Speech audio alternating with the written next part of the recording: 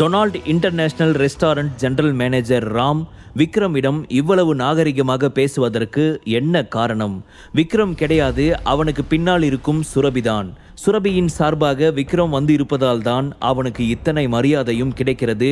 உண்மையிலேயே விக்ரம் தன் அக்காவின் செல்வாக்கை மிகவும் தப்பாக பயன்படுத்துகிறான் என்று விஹா நினைத்தாள்.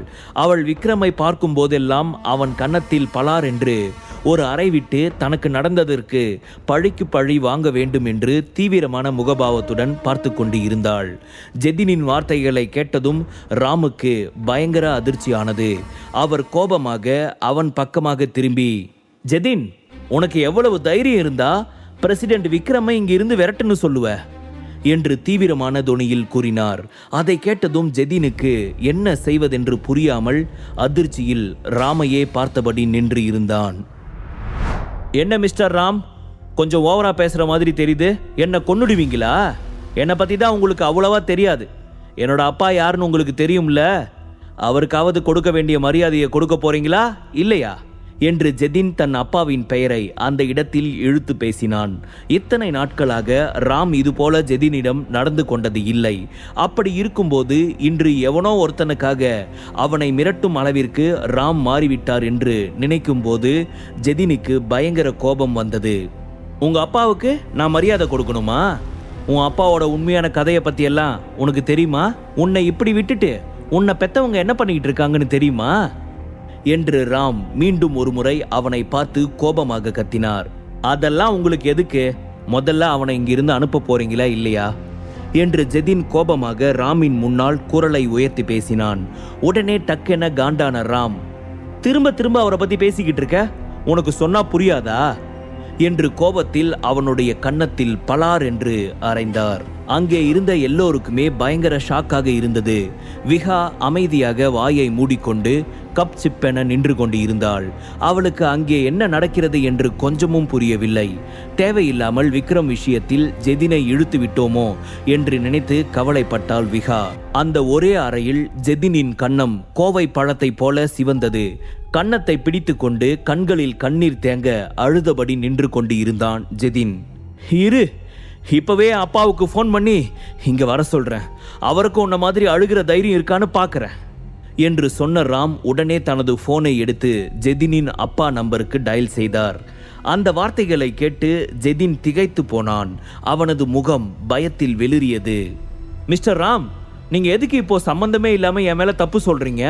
என் ஃப்ரெண்ட்ஸ் முன்னால என்னை அடிச்சு அவமானப்படுத்தினது மட்டும் இல்லாம இப்போ என் அப்பாவுக்கு கால் பண்றீங்களா? தேவையில்லாம என் அப்பாவை இந்த விஷயத்துல இழுத்து அவருக்கு அவமானத்தை ஏற்படுத்தணும்னு நினைச்சா நான் பார்த்துட்டு சும்மா இருக்க மாட்டேன் என்று கத்தினான் ஜெதின். ராம் ஜெதினை சீரியஸாக பார்த்து, என்ன விட்டா ரொம்ப தூரம் பேசிக்கிட்டே போற? பாவம் தெரிஞ்ச பையனாச்சே, சப்போர்ட் பண்ணலாம்னு வந்து பார்த்தா தேவையில்லாத வேலையெல்லாம் பார்த்து வச்சிருக்க. முதல்ல நீ யாரு? உன்னோட பிஸ்னஸ் என்ன? உனக்கு ஒரு நாளைக்கு எவ்வளோ ப்ராஃபிட் வருது? இதெல்லாம் உனக்கு தெரியுமா தெரியாதா? ஏதோ பெரிய கோடீஸ்வர மாதிரி பேசிக்கிட்டு இருக்க. பேசிக்கிட்டு இருக்கும் போதே விக்ரம் அடிக்க பாடிகார்டை கூப்பிடுற. விக்ரம் எதிர்த்துக்கிட்டு சாவ போறியா என்று சொல்லி கடுமையாக திட்டினார் ராம்.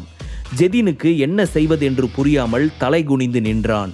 அவன் கண்களில் இருந்து கண்ணீர் வழிந்து ஓடியது. ஹோட்டலில் இருந்த எல்லோருமே ஜெதினை பார்த்து சிரிக்க ஆரம்பித்து விட்டார்கள். அதையெல்லாம் பார்க்கும்போது அவனுக்கு மிகவும் சங்கடமான சூழ்நிலையாக இருந்தது. உண்மையில் ஜெதின் ராமை தனக்கு ஆதரவாக இருக்க வேண்டும் என்று நினைத்து அவரை அழைத்தான். ஆனால் இங்கே நிலைமை அப்படியே வேறு மாதிரியாக மாறியதை அவனால் ஏற்றுக்கொள்ள முடியவில்லை. ராம் முழுக்க முழுக்க இப்போது விக்ரமின் பக்கமாக நின்றார். மிஸ்டர் விக்ரம், இந்த முட்டாளை என்ன பண்ணலாம்னு நீங்களே சொல்லுங்க. நீங்க என்ன சொன்னாலும் நான் பண்றதுக்கு ரெடியா இருக்கேன் என்று ராம் விக்ரமை பார்த்து கேட்டார். அவர் இந்த இடத்தில் மிகவும் புத்திசாலித்தனமாக நடந்து கொண்டார். எந்த சூழலையும் தனக்கு சாதகமாக மாற்றிக்கொள்ள அவருக்கு தெரிந்திருந்தது. ஜெதின் செய்ததும் சரியில்லை. அவன் விக்ரமை மிகவும் அவமானப்படுத்தினான். ஆனால் அதற்கெல்லாம் விஹா அவனுக்கு கொடுத்த இடம்தான் காரணம் என்றாலும் அவன் செய்தது உண்மையிலேயே வரம்பு மீறியதாக இருந்தது. ராமுக்கு அது மிகவும் மோசமான செயல் என்பது நன்றாக தெரியும். அதனாலேயே ஜெதின் விக்ரமிற்கு செய்த டார்ச்சருக்கு பதிலாக விக்ரமிடமே அந்த பொறுப்பை கொடுத்தார் ராம். ஜெதின் சொல்வதைப் போல ராமுக்கு விக்ரமின் பர்சனல் வாழ்க்கையை பற்றியோ சுரபியை பற்றியோ எதுவும் தெரியாது. ஆனால் விக்ரம் மிகவும் பவர்ஃபுல்லான ஆள் என்பது மட்டும் அவர் எளிதாக கண்டுபிடித்து விட்டார். அவனை பகைத்து கொண்டால் எதிர்காலத்தில் என்ன நடக்கும் என்று அவரால் கண்கூடாக பார்க்க முடிந்தது. ராம் கேட்டதற்கு விக்ரம் அலட்சியமாக, அதான் அவனோட அப்பா இங்கே வருவாரே, ரொம்ப பவர்ஃபுல்லான ஆளுன்னு சொன்னானே, அவர் வரட்டும், அது வரைக்கும் வெயிட் பண்ணி பார்ப்போம் என்று சொன்னான். கண்டிப்பா மிஸ்டர் விக்ரம் என்று ராம் பணிவுடன் அவனை பார்த்து சொன்னார். என்ன விகா இது, இங்க என்ன நடக்குது? உண்மையிலேயே உன்னோட பிரதர் இல்லா வேஸ்ட்னு சொன்ன, ஆனா அவருக்கும் மிஸ்டர் ராமுக்கும் ஏற்கனவே ரொம்ப நல்ல ரிலேஷன்ஷிப் இருக்க மாதிரி நடந்துக்கிறாங்க. நிஜமாவே நீ எங்ககிட்ட எல்லாம் பொய் சொன்னியா என்று விகாவின் அருகில் நின்று இருந்த ஒருவர் வெளிரிய முகத்துடன் அவளை பார்த்து கேட்டான். ஆமா விகா, நீ எங்களெல்லாம் பொய் சொல்லி நல்லா ஏமாத்திட்ட. அவரை பார்த்தா நீ சொன்ன மாதிரி எல்லாம் தெரியல. பாரு, உன்னால இப்போ ஜெதின் மாட்டிக்கிட்டு முழிக்கிறான், பாவம் என்று அவனை சுற்றி இருந்த எல்லோருமே விகாவை பார்த்து கோபமாக பேச ஆரம்பித்தார்கள். விக்ரமை கேலி செய்த எல்லோருமே இப்போது அவன் முகத்தை பார்க்க கூட தைரியம் இல்லாமல் தலையை கீழே குனிந்தபடி அமைதியாக நின்று கொண்டு இருந்தார்கள். அவர்களின் முகம் மிகவும் அசிங்கமாக மாறியது. ஜெனரல் மேனேஜர் ராமே விக்ரமிற்கு பயங்கரமான மரியாதை கொடுக்கும்போது விகா சொன்னது எப்படி உண்மையாக இருக்க முடியும்? விக்ரமை இவ்வளவு பேசியும் அவர் எந்த ரியாக்ஷனும் கொடுக்காமல் அமைதியாக இருந்தது அவருடைய நல்ல மனதை காட்டுகிறது. எல்லோரும் அவர்கள் செய்ததை நினைத்து கொஞ்சம் வருத்தப்பட்டார்கள். நீங்க நினைக்கிற மாதிரியெல்லாம் இருக்காது.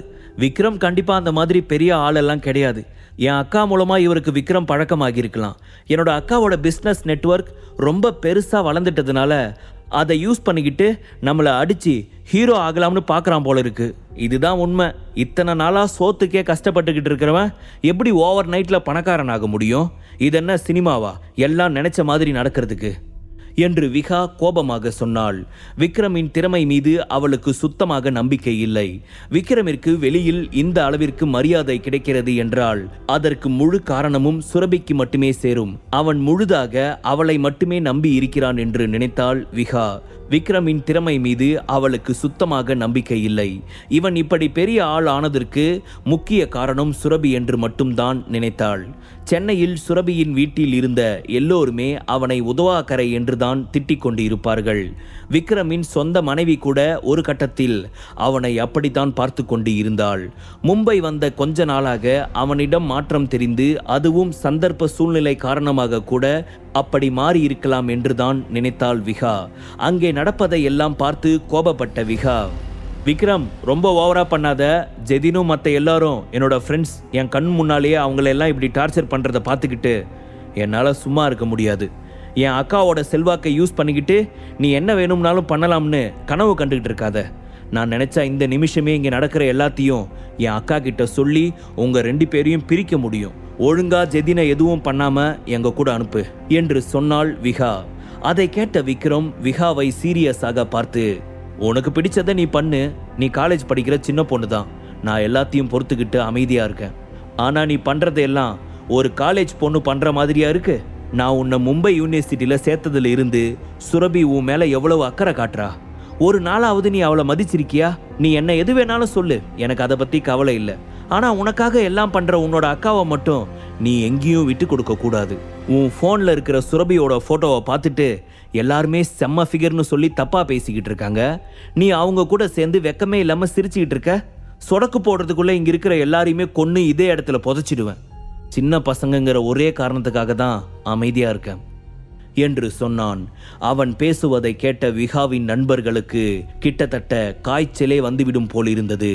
எல்லோரும் பயத்தில் நடுங்கியபடி நின்று கொண்டு இருந்தார்கள்.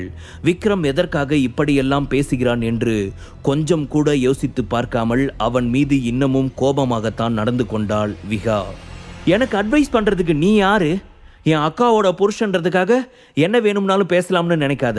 இங்கே நடந்த எல்லாம் என் அக்கா கிட்ட சொல்லி எனக்கு கெட்ட பேரை மட்டும் ஏற்படுத்தி கொடுக்கணும்னு நினைக்காத என்று கோபமாக அவனை பார்த்து சொன்னாள் விகா. கண்டிப்பா சொல்லுவேன். நான் இவ்வளவு தூரம் உனக்கு அட்வைஸ் பண்ணது எல்லாம் நீ நல்லா இருக்கணுன்றதுக்காக ஒன்றும் இல்லை, சுரபிக்காக தான் பேசினேன். ஆனால் அதையே நீ காதில் வாங்கிக்காதப்போ நான் எதுக்கு அமைதியாக இருக்கணும்? என்று கேட்டான் விக்ரம். விஹா ஒரு மாணவியாக இருக்கும்போதே சிட்டியில் இருக்கும் 2ஆம் தலைமுறை பணக்கார இளைஞர்களுடன் சேர்ந்து சுற்றி கொண்டு இருந்தாள். அவர்களுடன் நல்ல உறவை ஏற்படுத்தி கொள்ள வேண்டும் என்று அவள் நினைத்தாள். இதன் மூலமாக பல இடங்களில் பல பணக்கார ஆட்களின் பழக்கம் எனக்கு இருக்கிறது என்று எல்லோரிடமும் சொல்லி பெருமைப்பட்டு கொள்ள வேண்டும் என்று நினைத்தாள் விஹா. நீ பண்றதுக்கெல்லாம் சுரபி கிட்ட சொல்லி உன்னை என்ன பண்ண போறன்னு மட்டும் பாரு.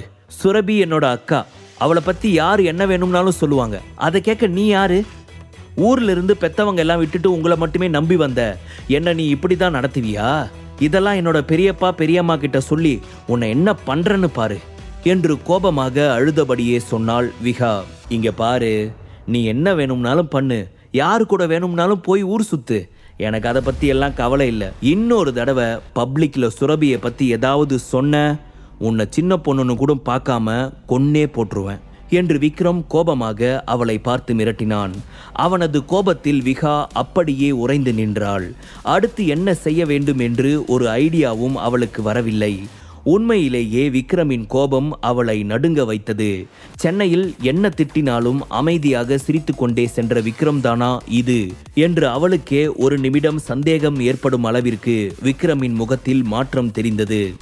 எல்லோரும் பயத்தில் அப்படியே நின்று கொண்டு இருக்க விக்ரம் கோபமாக கண்களை மூடி ஒரு ஆழ்ந்த பெருமூச்சை விட்டுக்கொண்டு, ராம், முதல்ல அவளை இங்கிருந்து வெளியே அனுப்புங்க என்று அமைதியாக சொன்னான். உடனே ராம் தலையை அசைத்துவிட்டு தனது செக்யூரிட்டிகளிடம் கண்களால் சைகை செய்தார். உடனே அவர்கள் விஹாவை அவளது நண்பர்களையும் மரியாதையுடன் அந்த இடத்தில் இருந்து வெளியே அழைத்து சென்றார்கள். விஹாவின் கண்களில் இருந்து கண்ணீர் வழிய அழுது கொண்டே அந்த இடத்தில் இருந்து வெளியேறினாள். அதே நேரத்தில் ஒரு நடுத்தர வயது நபர் பதட்டத்துடன் ரெஸ்டாரண்டிற்குள் ஓடி வந்தார். என்ன மிஸ்டர் ராம், என்ன நடந்துச்சு என்று பதட்டத்துடன் உள்ளே ஓடி வந்து ராமை பார்த்து கேட்டார். அவரது உடல் முழுவதும் வியர்வையால் நனைந்து இருந்தது. மூச்சு வாங்க கண்களில் பதட்டத்துடன் ராமின் முன்னால் நின்று கொண்டு இருந்தார். அதுவரைக்கும் அமைதியாக இருந்த ஜெதின் தன் அப்பாவை பார்த்ததும், அப்பா வந்துட்டீங்களா? இங்க பாருங்கப்பா, இந்த ராம் என்னை எந்த நிலைமையில வச்சிருக்காருன்னு நீங்களே பாருங்க. யாரோ ஒருத்தனுக்கு சப்போர்ட் பண்ணி என்னை அடிச்சிட்டாருப்பா. என்னோட கன்னத்தை பாருங்க எப்படி வீங்கி இருக்குன்னு என்று சின்ன பையனை போல அவன் தன் அப்பாவிடம் கம்ப்ளைண்ட் செய்தான். காளீஸ்வரன் ராமை மரியாதையுடன் பார்த்து, மிஸ்டர் ராம், என்ன நடக்குது இங்க? எனக்கும் உங்களுக்கும் இங்க சில பிசினஸ் ரிலேஷன்ஷிப் இருக்கு, நம்மளுக்குள்ள நல்ல பழக்கம் இருக்கு. அப்படி இருக்கும்போது நீங்க என் பையனை இந்த நிலைமைக்கு விட்டுருக்க கூடாது என்று கேட்டார். காளீஸ், உன்னோட மகன் எந்த மாதிரியான முட்டாள்தனம் பண்ணுனான்னு உனக்கு தெரியுமா என்று ராம் கோபமாக கேட்டார். காளீஸ்வரன் கேட்டரிங் குழுமத்தின் முதலாளி. இங்கே அருகில் இருக்கும் ஃபுட் ஸ்ட்ரீட் முழுவதும் இவர் மிகவும் பிரபலமான ஆள். அவரது மொத்த சொத்து மதிப்பு மட்டுமே 1.2 பில்லியனுக்கு சற்று அதிகமாக இருந்தது. பொதுவாக ராம் காளீஸ்வரனுடன் சில வியாபார தொடர்புகளை வைத்திருப்பார். அதற்காக தான் காளீஸ்வரனுக்கு இந்த மரியாதை எல்லாம். ஆனால் டொனால்டு குரூப்பின் புதிய உரிமையாளர் விக்ரமை பொறுத்தவரைக்கும் அந்த மாதிரியான அணுகுமுறை கொஞ்சமும் கிடையாது. ஜெதின் இங்க வந்ததில் இருந்து விக்ரமிடம் என்னென்னவெல்லாம் சொன்னான் என்பதை ஒன்று விடாமல் ராம் காளீஸ்வரனிடம் சொன்னார். அதையெல்லாம் காளீஸ்வரன் பொறுமையாக கேட்டுவிட்டு திரும்பி தன்னுடைய மகனை பார்த்தார். என்னதான் தன் மகன் மீது தப்பு இருந்தாலும் அவன் கன்னத்தில் வாங்கியிருந்த அறையை எல்லாம் பார்த்துவிட்டு அவருக்கு மனது கேட்கவில்லை. தன் மகனின் அழுகை முன்னால் அவன் செய்த எந்த தவறுமே பெரிதாக தெரியவில்லை. காளீஸ்வரன் தன் மகனுடன் கொஞ்ச நேரம் பேசிவிட்டு திரும்ப வந்தார். ஜெதினை அடித்தது ராம்தான் என்றாலும் அவரிடம் ஏற்கனவே சில பிசினஸ் விஷயங்கள் ஓடிக்கொண்டு இருந்ததால் இந்த பிரச்சனைக்கு காரணமான விக்ரமின் மீது அவருடைய பார்வை திரும்பியது. ஓகே மிஸ்டர் ராம், நான் உங்களோட பேச்சுக்கு மரியாதை கொடுக்கிறேன். இதுக்கு மேலேயும் இந்த பிரச்சனையை பெருசு பண்ண வேண்டாம். இத்தோட நிறுத்திடலாம். ஆனா எனக்கு இந்த விக்ரம் வேணும், அவனை மட்டும் என்கிட்ட விட்டுருங்க என்று காளீஸ்வரன் பளிச்சென்று விக்ரமை பார்த்து முறைத்தபடியே சொன்னார். முழு கதையையும் கேட்டு மகிழ பாக்கெட் FM ஆப்பை டவுன்லோட் செய்யுங்கள். லிங்க் டிஸ்கிரிப்ஷனில் கொடுக்கப்பட்டுள்ளது.